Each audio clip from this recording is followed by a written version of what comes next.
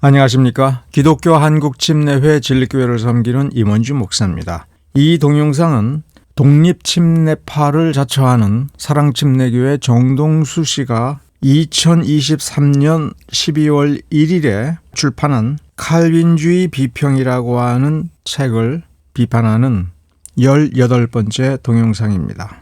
이 동영상은 칼빈주의 비평이라고 하는 정동수 씨가 출판한 책 58쪽서부터 61쪽에 수록된 내용, 그 문장들, 진술들을 비판적으로 고찰하는 내용입니다. 먼저 김성규 교수님의 글 계속해서 살펴보도록 하겠습니다. 앞에 동영상에서도 언급해드린 것처럼 김성규 교수님의 저술 프랑스 성경 번역 역사 중에 1474년부터 1910년까지의 내용이 성경 원문 연구 제26호에 수록되어 있습니다. bskorea.or.kr은 한국 성서공회입니다. 성서공회에 이 주소로 들어가면 성경 원문 연구 전체의 목차, 지금까지 출간된 전체 논문집의 목차가 있습니다. 교수님의 글 124쪽서부터 다루도록 하겠습니다. 기본적인 것은 앞의 동영상에서 설명을 드렸고, 여기서 우리가 주목할 것은 르페브르 데타블, 이런 이름입니다. 르페브르라는 이름이 나옵니다. 어느 부분에서는 르페브르의 프랑스어 역 성경을 그대로 복사한 것은 아닌가 의문이 많이 제기되었다라고 하는 겁니다. 이 논문 125쪽 중간에 보면 파렐이라는 이름이 나옵니다. 1536년에 제네바를 지나가는 칼빈 일행을 붙잡고 제네바에 머물면서 제네바 종교개혁을 동역해달라고 칼빈을 붙들고 사정한 사람 기욤 파렐입니다. 맞습니다. 그 사람입니다. 기욤 파렐은 프랑스 종교개혁에 있어서 올리벳 땅 성경과 관련되어서도 등장을 합니다. 여기의 내용은 올리벳 땅은 서둘러서 출판을 하고 불완전하게 교정될 수밖에 없었다. 올리벳 땅의 뒤에서 재정 후원을 해주고 무언가를 후원해주는 사람으로 기욤 파렐이 등장한 겁니다. 1588년 역부는 이 올리벳 땅 성경을 그 이후 100년 이상 17세기 말까지 손을 댈 필요가 없을 정도로 완벽하게 수정되어 출판됐다. 그리고 김성규 교수님은 제네바 교회의 목사들과 교수들의 엄한 감시가 있었기 때문이다라고 이렇게 진술했는데, 여기서 제네바 교회의 목사들과 교수들의 엄한 감시라고 하는 건 죄수처럼 감시하겠다는 게 아니라 교정을 대단히 꼼꼼하게 보고 문제점을 지속적으로 지적하면서 더 철저하게 번역할 것을 옆에서 마치 감독관처럼 진행해온 사람들이 있었다라고 하는 점이고, 이 연대 1588년에 제네바 교회의 목사들과 교수들 할 때의 이들의 지도자는 다름 아닌 데오도르 베자입니다. 자, 그러니까 기욤 파렐도 역할을 했고 칼빈과 데오도르 베자가 역할을 했다는 것이고, 제네바 종교개혁과 이 올리벳 땅 성경은 밀접한 관계가 있을 것이 아닌가라는 추정이 가능한 문장을 김성규 교수님이 쓰신 겁니다. 챗 GPT를 사용해서 프랑스 성경 번역에 있어서 르페브르와 기욤 파렐의 관계는 무엇인가를 관련 정보를 수집하여 정리해서 그 결과물을 이렇게 가져왔습니다. 스승과 제자의 관계다. 그리고 르페브르는 성경 연구를 통해 구원을 오직 믿음으로 얻는다는, 즉 이신칭의 사상을 발전시켰으며 이것이 후대 개신교 신학에 지대한 영향을 미쳤습니다. 기욤 파렐은 르페브르의 개혁적 사상에 영향을 받아 프랑스와 스위스를 돌아다니면서 적극적으로 종교개혁을 추진한 사람입니다. 르페브르는 국왕 프랑스와 1세의 누이 마르그리트 드 나바르의 보호 아래 성경 번역과 개혁적인 가르침을 이어갔다. 여기에서 눈치챌 수가 있는 것은 르페브르는 종교개혁적 사상의 통찰력을 가졌지만 성격이 온순하고 온화하며 잘못된 것은 서서히 점진적으로 고쳐나가자, 이런 입장이었는데, 기욤 파렐은 과감하게 주장하면서 열정적이고 적극적인 행동 방침을 가진 사람이다라고 하는 그 차이가 여기서 느껴지죠. 기욤 파렐과 올리베땅은 어떤 관계가 있느냐 할 때 파렐과 올리베땅을 성경 번역이라는 측면에서 챗GPT를 통해서 정리를 해보면 프랑스어 성경 번역에서 올리베땅은 최초의 프랑스어 개신교 성경 1535년판 번역한 그 인물이고 기욤 파렐은 올리베땅이 이 작업을 수행하도록 적극적으로 권유했고 후원을 했고 이 성경 보급을 적으로 추진했습니다. 제2부는 칼빈주의 비평 58쪽에서부터 61쪽에 있는 정동수 씨의 진술을 다루는데 주로 칼빈의 종교개혁과 제네바 통치에 대해서 언급이 많이 나옵니다. 정동수 씨가 쓴 칼빈주의 비평 59쪽 상단에 보면 이 앞부분은 1532년이에요. 1532년 베른이 개신교 칸톤이 된 것을 계기로 삼아 파렐과 그를 돕던 사람들은 줄곧 제네바의 종교개혁을 도입하려고 노력하였다.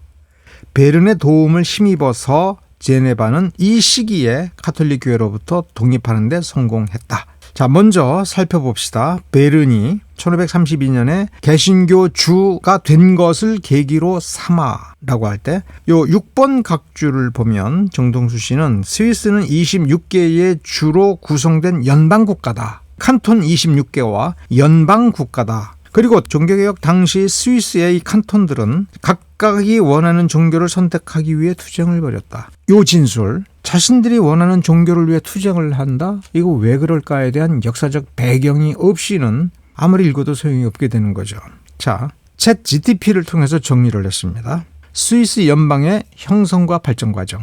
26개 칸톤 연방 체제를 갖게 된 것은 1848년 19세기 중반입니다. 거슬러 올라가면 이 나라의 역사는 1231년 13세기에 우리, 슈비츠, 운터발텐 3개 칸톤이 연구 동맹을 형성하면서 시작이 됐습니다. 15세기서부터 300년에 걸쳐서 점진적으로 칸톤 수가 증가하는데 18세기까지 최대 13개밖에 안 됐던 겁니다. 16세기 상황을 챗GPT를 통해서 정리를 해보았습니다. 베른이 언급이 되죠. 베른이 이 시기에 16세기에 스위스 연방 내에서 강력한 칸톤으로 등장을 합니다. 1528년에 베른시 의회가 공식적으로 종교개혁을 받아들였어요.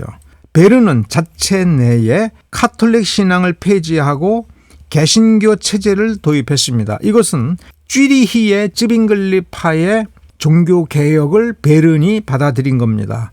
쯔빙글리가 종교개혁을 쥐리히에서 했고 그것이 영향을 미쳐서 1528년에는 베른시 의회가 자신들이 지금까지 간직해왔던 중세적 신앙 시스템에서 잘못된 부분이 있구나.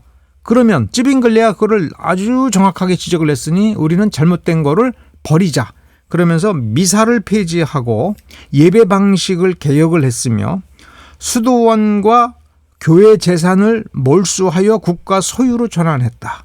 이건 뭐냐면 교회 재산은 별개의 주교 재산이었고 로마의 재산으로 간주되어서 시민정부가 타치를 못했는데 이것을 그 시민정부, 그래서 민중의 소유로 했다는 겁니다.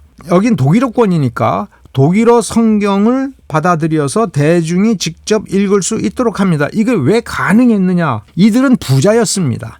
스위스 그러면 지금도 제일 먼저 머릿속에 떠오르는 것 중에 하나는 스위스 용병입니다. 용병 제도를 통해서 부를 얻는 최전성기를 구가하고 있었습니다. 그래서 유럽에서 가장 부유한 나라들이라 이렇게 생각하면 됩니다. 베른, 바젤, 쥐리히 학문이 발달했습니다. 유럽의 어떤 나라 못지 않았습니다. 바젤 같은 경우에는 에라스무스가 활동하면서 거기서 성경 번역하고 출판을 하고 그래서 유럽에 판매를 하고 할 정도로 인쇄업도 상당히 발달을 했습니다. 이러한 조치들을 통해서 중세의 오류를 교정하는 작업을 1528년에 베른이 시작을 한 겁니다. 당시 베른은 16세기는 16세기 초는 스위스가 그런데 여기서 일반인들은 알기 어려운 게 베른이 종교개혁을 수용하고 종교개혁 영향력을 미치는데 이것이 스위스 지역 내에 있는 다른 가톨릭 칸톤들과 심각하게 갈등을 일으키는 원인이 된다는 게 이게 뭔가라고 하는 부분에서 이 용병 문제를 잘 살펴봐야 됩니다. 정동수 씨의 글에서처럼 제네바가 종교개혁을 할 때 베른의 도움을 많이 받았다고 그랬죠. 제네바도 굉장히 부자입니다.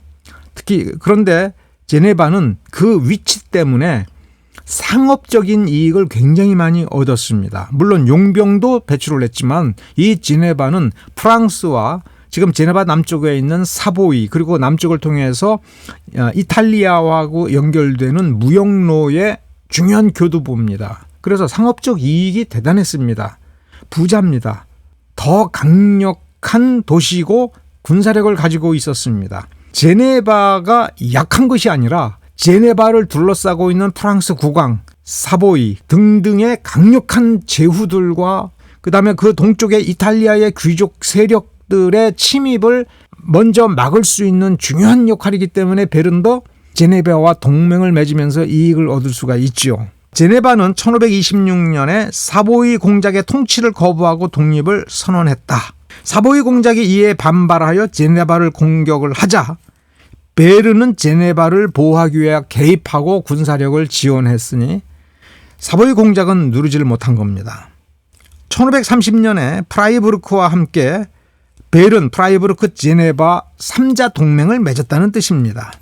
동맹을 맺고 프라이부르크와 베른이 군대를 보내 사보이군의 침략을 한 번 더 막아버립니다. 베른은 1536년에는 사보이 공국을 상대로 군사작전을 펼쳐 보라고 하는 그 인근 어떤 중요한 지역을 점령하고 더 이상 제네바에 사보이 공작이 직접 침략해 들어오지 못하도록 막은 겁니다. 제네바를 4세기경에 주교령이 세워지면서 주교가 영주가 되는 겁니다.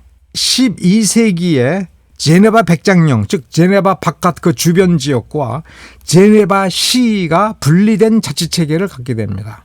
그런데 제네바 백작의 대가 끊기면서 15세기서부터는 이탈리아의 전신, 통일 이탈리아의 전신인 사보이 백국 끊임없이 이 제네바를 침탈하고자 했으나 그리고 1513년에는 사보이 공작 카를로 3세가 임명하고 교황 인준까지 받아낸 사보이 가문 출신의 주교를 거부하고 스위스 연맹 소속인 프라이부르크 시와 동맹을 맺고자 했다. 언제? 1513년이에요. 그러다가 오히려 주교의 공격을 받고 주모자가 처형당하고 시 참사회가 폐쇄당하는 등 패배한 거죠. 제네바 시민들이. 공작가와의 갈등이 종교개혁 당시까지 이어졌다. 1533년에 제네바 주교가 주교자를 제네바 시내에서 안시로 옮기면서 사실상 독립이 된. 그래서 1533년부터는 일정한 규모의 재산이나 학식을 갖춘 명망가들, 이런 사람들로 구성된 위원회, 시위원회가 제네바 시를 사실상 통치했다. 이런 상태에서 기욤 파레를 고용하고 칼빈을 고용하고 종교개혁에 들어갔다. 자, 그러면 다시 우리는 쥐리히의 찌빙글리 종교개혁의 중요한 부분을 확인해 봐야 됩니다. 1519년서부터 쥐리히에서 올리히 찌빙글리가 종교개혁을 시작을 했습니다. 찌빙글리의 종교개혁을 받아들였다는 것은 스위스에서 용병제도를 폐지하고 용병 모집을 금지하는 조치를 시행하는 겁니다. 이게 스위스 전체에서 갈등 요인이 되는 이유는 스위스는 용병 가고 싶은 사람이 자기를 사주는 사람을 찾아가는 제도가 아닙니다. 용병 제도를 일종의 공동위원회를 만들어서 모집과 훈련과 용병 계약을 개인이나 도시가 하는 게 아니라 위원회가 하는데 여기에 원칙은 어느 군주에게 용병 계약을 맺고 용병을 보냈으면 그 적수들에게는 안 보내는 원칙이 있습니다. 그렇게 해서 절대로 스위스 용병끼리 싸우는 일을 스스로 막은 겁니다. 종교개혁이 보급이 되는 것만큼 스위스는 더 이상 용병 장사를 할 수 없게 되는 거죠. 여기에 보면 어떤 식으로 되느냐 하면 카톨릭 칸톤, 즉 우리, 슈비츠, 운터발텐 용병을 계속 공급하는 쪽으로 정책을 가지고 있습니다. 개신교 칸톤, 쥐리히, 제네바, 바젤 등은 용병제도 폐지를 합니다. 제네바 같은 경우는 무역로의 중심지에 있기 때문에 상업을 통해서 부를 유지할 수 있지만 산간 벽지에 있는 칸톤들은 뭘로 먹고 사냐? 여기에 대한 갈등에서 우리는 종교개혁을 받아들일 수 없다라고 하는 카톨릭 칸톤들이 계속해서 존재하는 겁니다. 이제 이들은 생계대책이 없는 거예요. 그래서 결국은 전쟁이 벌어집니다. 그래서 1529년 제1차 카펠 전투가 벌어지고 1531년에 제2차 카펠 전투를 벌이는데 이때 쥐리히에 찌빙글리가 전사를 합니다. 찌빙글리는 비무장 상태로 군목으로 출전했다가 쥐리히 군대가 전멸하면서 함께 죽습니다. 1531년 패배로 인하여 개신교 칸톤들이 위세가 꺾이면서 용병 공급이 다시 증가돼요. 그래서 가톨릭 칸톤들은 프랑스 교황청과 새로운 용병 개혁을 체결하고 이제 갱신하면서 더 적극적으로 용병을 공급하는 시스템으로 가는 거죠. 다시 한번 확인해 보면 스위스 종교 개혁은 칸톤 간의 정치 군사적 균형이 깨어지고 통일된 용병 운영이 어려워지면서 점차 스위스 용병 제도가 약화되고 군사력이 약화됩니다. 챗GPT를 통해서 신성 로마 제국 황제 독일식으로는 카를 5세 시기에 오스만 전쟁을 정리해보라 이렇게 시키면 이렇게 정리가 됩니다. 1521년 오스만 제국의 슐라이면 1세 이슬람 세력이 헝가리 왕국의 전략 요충지인 베오그라드를 정복함. 베오그라드는 헝가리 왕국과 신성 로마 제국 방어의 핵심 거점이기 때문에 카를 5세에게 큰 위협이 돼서 이 전쟁에 몰두를 합니다. 시기를 보십시오. 1521년. 신성 로마 제국 황제의 통치하에 있었던 작센 선제후령에서 작센 선제후의 후원을 받아서 루터가 95개조 반박문을 게재한 것이 1517년입니다. 이 무렵입니다. 이 무렵에 카를 5세는 작센 선제후령의 루터가 문제가 아니라 오스만 제국의 군사력입니다. 헝가리 왕국이 무너지고 제국의 동방이 무너지면 바로 압박이 되는 겁니다. 1526년에 모하치 전투에서 헝가리 왕 러요시 2세가 전사합니다. 1526년에. 그러니까 굉장히 급박한 겁니다.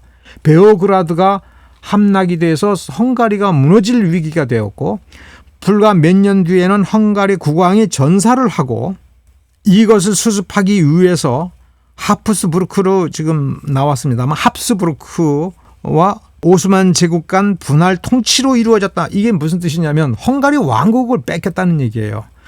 다 뺏기지는 않았고 일부분은 합스부르크가 긴급히 카를 5세가 자기 동생을 국왕으로 보내고 그래서 국왕으로서 헝가리를 통치하는데 목적은 이 이슬람을 막기 위한 전쟁입니다.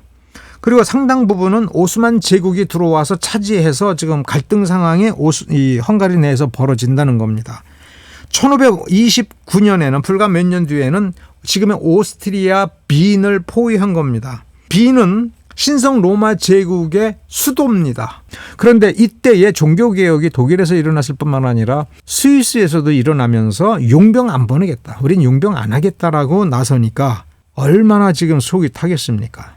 이러한 갈등 상황이 종교개혁의 이면에 깔려 있는 겁니다.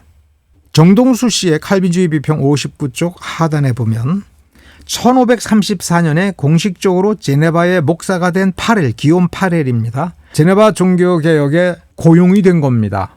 시인은 시민들이 장악을 했고 찌빙글리 사상을 받아들여서 우리는 더 이상 중세의 오류를 지속할 수가 없다. 그리고 용병제도는 보니 성경에서 금하고 있는 것이다라고 하는 것을 발견을 하고 그거를 거절하기로 한 것이고 시민들의 영적 생활을 신앙생활을 계속 지도해 줄 목사로서 당대의 종교개혁가 기욤 파렐을 고용을 한 것입니다.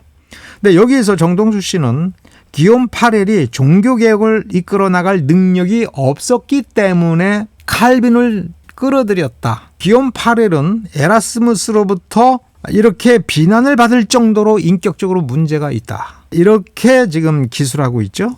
에라스무스가 뭐라고 했다고 정동수 씨가 인용하고 있습니까? 일생 동안 이보다 더 불선하고 뻔뻔스러운 사람을 본 적이 없다. 바젤에서는 좀 더 과격하게 종교개혁을 하자와 온건하게 하자, 카톨릭적으로 가자라고 하는 것이 혼재된 당시 상황에서 에라스무스를 편들면서 좀 친카톨릭적 성향에 있는 사람들이 기욤 파렐과 부딪히면서 파렐을 내쫓아버린 거예요. 그럴 때 에라스무스가 이런 식으로 이야기하지 않았느냐라고 만일에 이 정동수 씨의 이 진술이 정말 에라스무스가 이렇게 얘기를 했다면 이런 상황에서 나온 얘기라고 하는 것을 이해해야 됩니다. 두 번째로 파렐은 왜 칼빈을 제네바 종교개혁에 동참시켰느냐라고 할 때 칼빈의 재능과 파렐의 재능이 다른 겁니다. 칼빈의 뛰어난 재능은 천재적인 체계화 능력, 그 다음에 어떤 개념을 정확히 파악하여 체계화하고 정리하는 과정에서 타협하지 않는 것,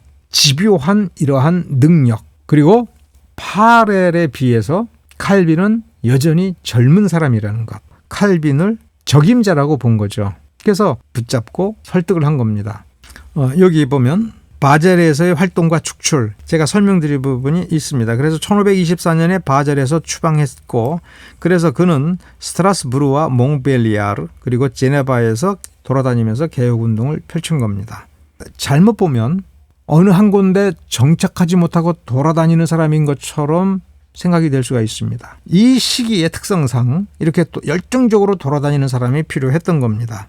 이 부분이 중요합니다. 바젤에서 파렐은 오래 활동하지는 않았지만 바젤 종교개혁을 이끈 웨콜람 파디우스 그리고 쥐빙글리의 종교개혁 사상을 받아들인 개혁가들이 여전히 바젤에 있었습니다. 그래서 바젤 출신 개혁가들과 지속적으로 협력하며 개혁신학이 프랑스와 스위스로 퍼지는 데 기여했다. 칼빈주의 비평 59쪽에서 60쪽에 보면 59쪽 맨 아랫줄에 정동수 씨는 이렇게 표현합니다. 1536년 9월 5일 제네바 시의회 기록에는 파렐의 뒤를 이어 프랑스 사람을 성경 교사로 고용한다는 것 외에는 칼빈의 이름조차 기록되어 있지 않았다. 이게 사실일 수 있어요. 그런데 시의회 의원들 중에는 아무도 다음과 같은 무서운 독재 사상을 가진 칼빈이 자기들을 규제하기 위해 기독교 강요에서 명백하게 밝힌 요구 조건을 내걸며 고용된다는 것을 눈치채지 못했다. 상당히 칼빈은 불량한 사람이고 기욤 파렐은 시의회를 속인 사람이죠. 당시 시의회인들은 이런 독재 사상을 가진 사람인 줄을 미처 몰랐다. 기독교 강요가 1536년에 나왔는데 이 사람들은 아직 이 책을 안 읽어보았으니 속아서 계약을 했다. 그럼 나중에 밝혀지면 쫓아나면 되죠. 그래서 1538년에 쫓아냈다는 식으로 정동수 씨는 쓰고 있습니다. 자, 그러면 기독교 강요에서 칼빈이 이와 같은 사상을 펼쳤다라고 한다면 뭐라고 지금 정동수 씨가 인용해서 쓰고 있는가? 교회의 설교자들이 가져야 할 권한을 여기에서 분명하게 말할 수 있다. 교회의 설교자들은 하나님의 말씀을 관리하고 말씀을 관리한다. 설교자들은 하나님의 말씀을 관리하고 알리는 사람들이기 때문에 모든 일을 감행할 권한이 있다. 모든 권력자들을 강요하여 자기에게 봉사하도록 만들 권한을 가진다. 그들은 양들을 보살피고 늑대를 절멸시켜야 되며, 무서운 말이죠. 절멸, 멸절, 가루를 내버리고 먼지를 만들고 잿더미를 만들어야 된다는 거죠. 아예 흔적조차 없애버려서 몰살시켜버려야 된다는 얘기죠. 이런 권한을 누가 가지고 있다고요? 설교자들이. 반항하는 자들을 고소하고 절멸시킬 권한을 가진다. 그들은 무엇인가를 결합시킬 수도 있고 해체할 수도 있고 번개와 천둥을 내리칠 수도 있다. 그 뒤에다가 이런 말을 덧붙입니다. 그러나 이 모든 일은 하나님의 말씀에 따라 이루어져야 된다. 성경을 중시하는 것과 같은 문장을 어디에다가 붙였어요? 설교자들은 독재적인 무소불위의 절대적 권력을 가진다에 붙였으니까. 그리고 이 인용문의 첫 번째 문장이 뭐냐면 하나님의 말씀을 관리하는 사람이 누구예요? 관리권, 설교자라는 거예요. 이런 사상을 가진 사람이라고 하는 거를 당시 시민들은 몰랐다, 속았다, 이런 뜻이죠.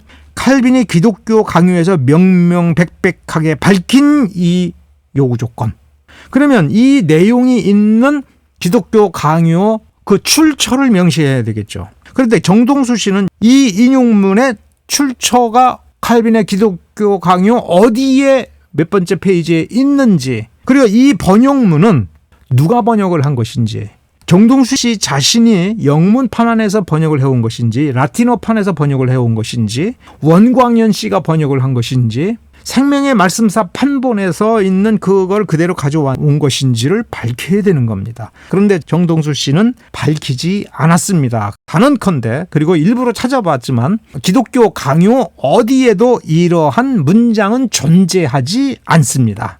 그러니 출처를 밝힐 수가 없는 거예요. 그런데 모르는 사람은 읽어보면 기독교 강요에서 정말 이렇게 썼을 줄로 착각을 하지요.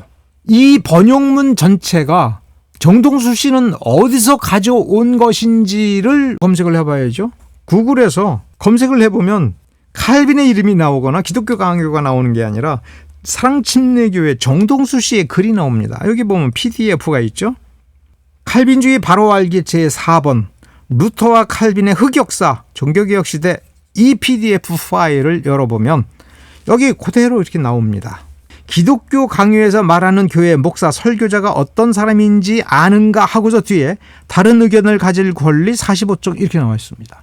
즉 기독교 강요에서 가져온 게 아니라 다른 의견을 가질 권리라는 책 45쪽에서 이 인용문을 가져왔다는 겁니다. 그러면 다른 의견을 가질 권리라는 책, 이 책이 무슨 책이지 하면은 요 위에 보면 다른 의견을 가질 권리 2009년 바오 출판사에서 출판한 것에서 발췌했다라고 하는데 다른 의견을 가질 권리는 칼빈이 쓴 책이 아니라 스테반 치바이크입니다. 스테반 치바이크는 전기 작가입니다. 정동수 씨가 이렇게 소개하고 있죠. 20세기 최고의 전기 작가 중 한 사람인 치바이크. 칼빈으로부터 불이익을 당하고 핍박을 받았다라고 하는 카스텔리오라고 하는 사람의 전기를 썼는데 거기에 이런 글이 있다.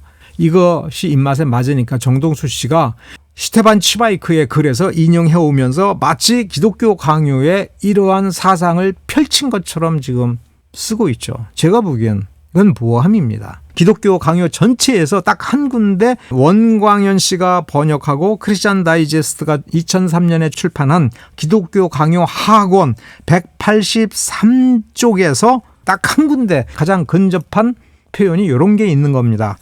완악한 자들을 책망하고 억제시키며 매고 풀며 그리고 필요시에는 불을 발하고 번개를 치듯 호령하는 것이다. 이 문장이 있습니다. 그런데 이 문맥을 놓고 보면 정말 기가 막힙니다. 어떻게 칼빈이 썼느냐면 자, 사도들은 확실하고도 순전한 뭐예요? 성령의 필사자. 성령께서 필사자로 고용하여 쓴 사람이라는 뜻입니다. 필사자, 성령께서 쓰신 필사자이기 때문에 다른 신자들은 사도들의 글을 하나님의 말씀으로 받아들인다. 근데 여기서 칼빈이 사도들을 필사자라고 쓴 이유가 있습니다. 이들조차도 필사자에 불과하다. 성경이 하나님의 말씀인 건 맞는데 그러면 사도적 권위가 있기 때문에 성경이 성경이냐? 아니다. 성령이 말씀하신 것을 사도들은 받아 적은 거다. 그럼 그 이외의 사람들, 사제, 주교, 교황, 목사, 성경교사 뭐라고 부르든 간에 임무는 하나밖에 없다. 유일한 임무는 성경 안에 들어있고 잊혀져 있는 것을 가르치는 일이다. 그러므로 신실한 사역자들이라면 새로운 어떤 교리를 만들어내서는 안 된다. 그리고 자기 자신도 피조물이고 신자이기 때문에 복종해야 된다. 고린도후서 1장 24절에 보면 바울의 가르침은 명백하다. 바울 자신도 고린도 교인들의 믿음을 주관하지 않는다. 권력자가 아니다라고 하는 것을 고린도후서 1장 24절에서 바울 자신도 분명히 지적을 했다. 이어서 목자가 무슨 말을 전하든지 무조건 믿음으로 받아들이라고 사람들에게 요구할 수 있는 그런 식의 절대적인 가르침의 특권을 이 문장의 뜻은 특권을 인정하지 않는다. 로마서 10장 17절을 인용해서 칼빈은 이것을 더욱 보강을 합니다. 믿음은 들음에서 나며 들음은 하나님의 말씀으로 말미암는다고 했다라고 하는 말을 뒤집어서 보면 이게 칼빈의 뜻이에요. 뒤집어서 보면 사도가 됐든 선생이 됐든 그들이 그렇게 가르치고 믿으라라고 얘기해서 그 말에 순종했다고 해서 진짜 믿음이 생기는 것은 아니다. 그러니 믿음을 주관할 권세는 목사에게도 주교에게도 교황에게도 없다. 누가 하느냐? 성령이 하는 거다. 사도들을 필사자로 쓰신 것처럼 목사를 성령이 도구로 쓰니까 자기 권세를 내세우지 마라. 권세를 가지려고 하지 마라. 따라서 모든 성도는 믿음은 오직 하나님의 말씀에 근거하고 있기 때문에 하나님의 말씀에서 근거를 찾지 않는 것은 받아들일 이유가 없다. 하나님의 말씀의 권위가 진짜 권위지 목사의 권위는 권위가 아니다라고 하는 뜻입니다. 이게 그러니까 절멸시킬 권위, 권한 그런 주장과 정반대되는 주장을 하고 있는 겁니다. 정동수 씨는 칼빈의 기독교 강요에 없는 말을 마치 진짜 있는 것처럼 발췌 인용하는 스타일로 썼지만 분명히 확인하면 스테반 치바이크의 글을 인용했는데 스테반 치바이크는 칼빈의 기독교 강요에서 칼빈의 설교자에 대한 사상을 완벽하게 정반대로 바꾸어 가지고 거짓으로 설파한 것을 그대로 받아들여서 칼빈을 거짓되게 비판한 셈이 되는 겁니다. 칼빈주의 비평 60쪽에서 정동수 씨는 이렇게 쓰고 있습니다. 1537년 1월 16일에 제네바의 목사들 칼빈과 파레를 위시한 목사들이 시의회에 일련의 규정들을 제출을 했는데 여기서는 제네바 교회의 개혁을 위해 필요한 주요 사항들을 기술하고 있다. 칼빈은 이 규정들을 근거로 시민들에게 엄격한 교회의 권징을 시행했기 때문에 이렇게 쓰고 있습니다.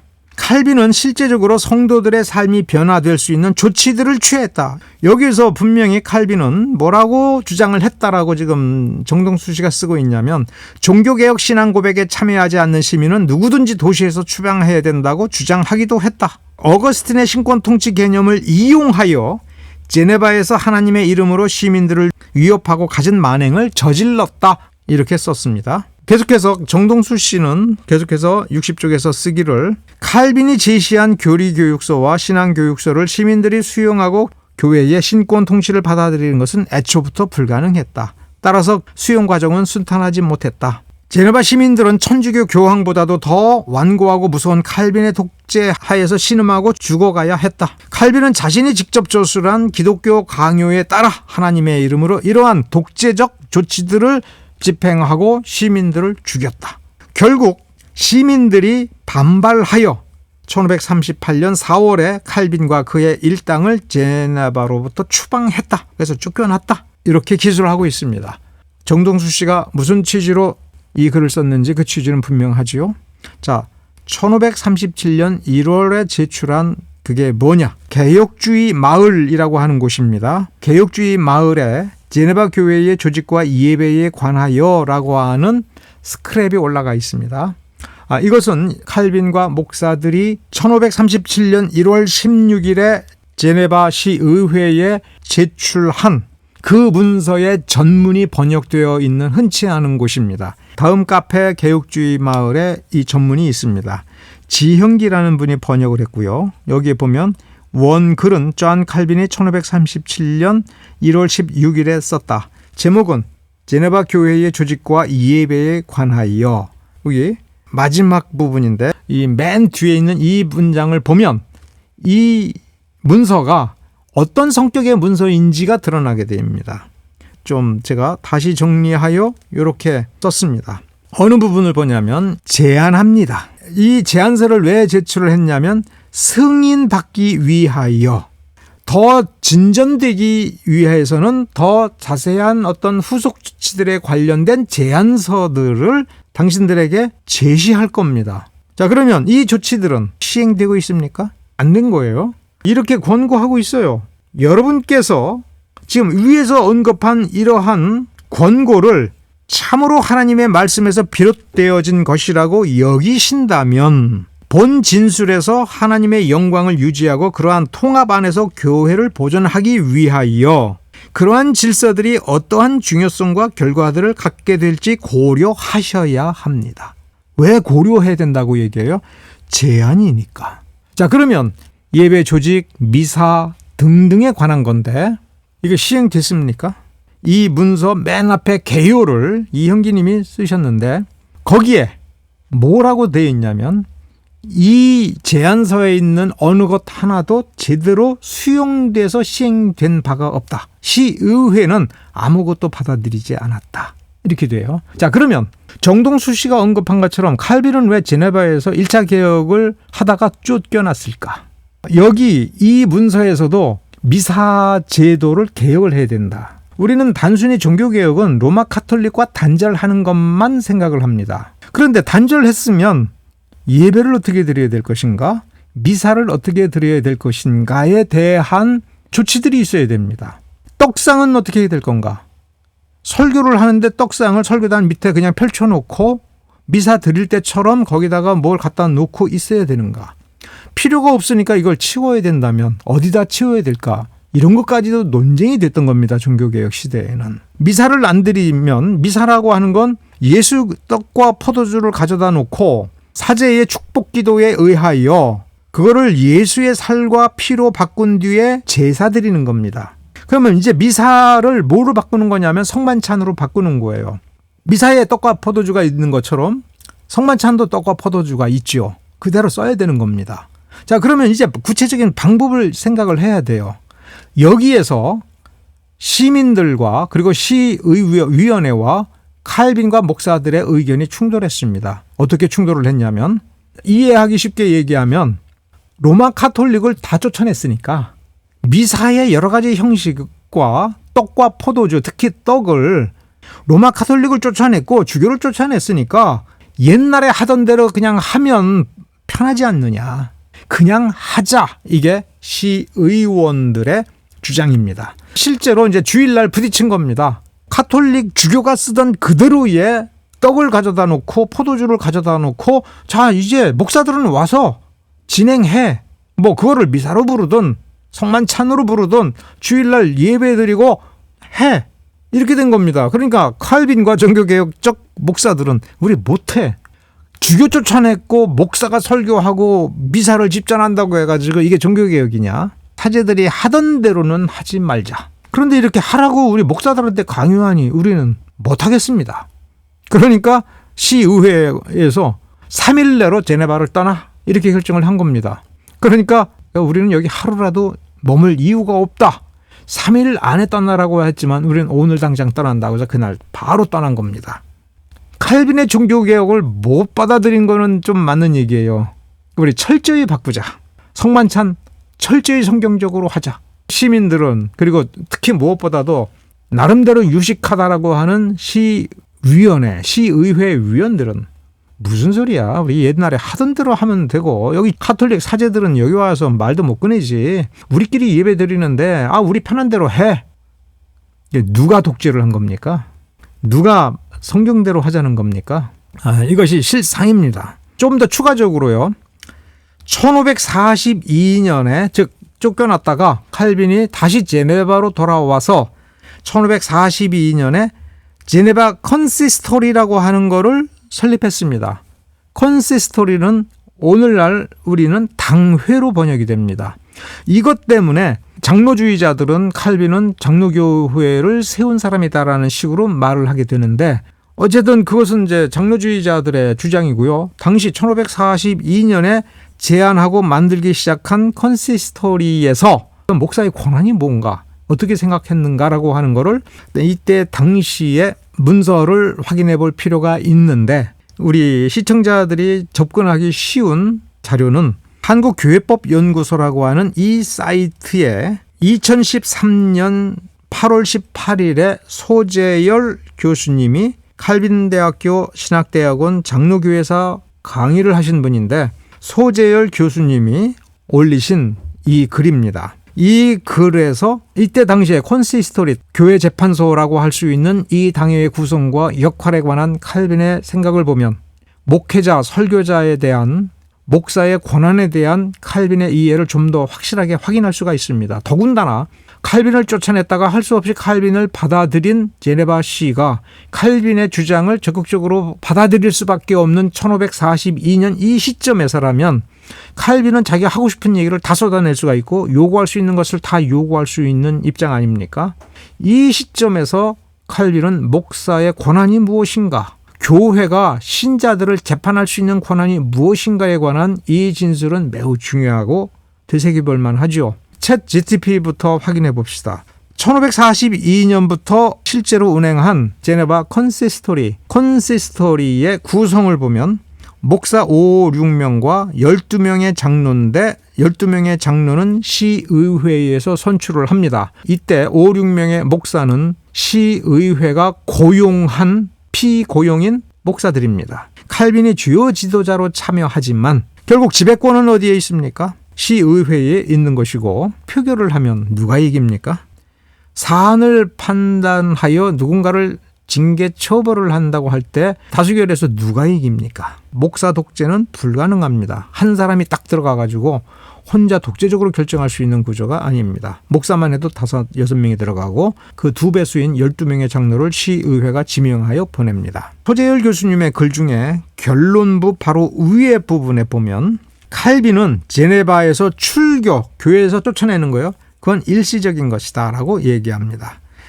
회개의 모습을 보일 때까지, 여기서 모습을 보일 때까지, 그 회개가 진짜냐라고 하는 명확한 증거가 나타날 때까지가 아니라 회개의 모습을 보일 때까지 일시적인 것이고, 그 모습이 보이는 것은 해벌의 절대 충분 조건, 그러니까 해벌의 절대 충분 조건이 회개임을 말하고 있다. 칼빈은 출교의 기간이 실제로 어느 정도가 적합한지, 즉 출교된 자가 회개를 할 때까지 무조건적으로 기다릴 것인지 어떤 방법으로 출교를 풀어줄 것인지에 대해서는 간단히 언급하는 것으로 그치고 있다. 자세히 언급 안 했다는 거죠. 그럼 자세히 언급하지 않았으니까 시의회가 파송한 12명의 장로들의 판단이 자유재량적으로 개입할 여지가 상당히 많다는 거죠. 소재열 교수님이 이 부분을 지적을 합니다. 중용의 도에 근거하여 너무 엄격하게 하지 말고 죄인들의 회개를 받아주어야 한다고 주장한 셈이다라고 소재열 교수님이 해석을 했습니다. 회개의 모습을 보일 때까지라고 칼빈이 이런 식으로 표현한 것에 숨은 의도다. 지나치게 엄격하지 말고 그 모습 속에 본심이 뭐냐, 진짜 회개했느냐 이런 거 깊이 따지지 말자. 왜냐하면 그렇게 하다가 보면 심판자의 심성이 파괴되고 서로 의심하게 되는 나쁜 분위기가 이 교회 안에 생길 수가 있다라는 거예요. 그 다음 결론부에 보면 온건함의 원칙, 책벌을 하고 징계를 하여 내쫓거나 어떤 벌을 부과할 때 온건해야 된다. 이게 원칙이다라는 겁니다. 징계, 치리, 징벌의 목적은 죄를 지적하여 회개하도록 만드는 거다. 처벌이 너무 중하여 죄인들이 낙심하고 신앙을 버리는 일이 없도록 유의했다. 아예 제네바에서 쫓아내서 다시는 돌아오지 못하게 한다. 이러한 사상으로 결론을 내릴 만한 근거는 없다는 얘기입니다. 그래서 컨시스토리를 통한 출교가 전체적으로 그 개인에게도 유익이 되는 쪽으로 실행을 해야지 교회를 순결하게 만든다든가 죄인들은 다 발본색원하여 여기를 거룩한 집단으로 만들어야 된다. 이런 데에 목적이 있는 건 아니다. 순결주의를 추구하지 마라. 이거죠.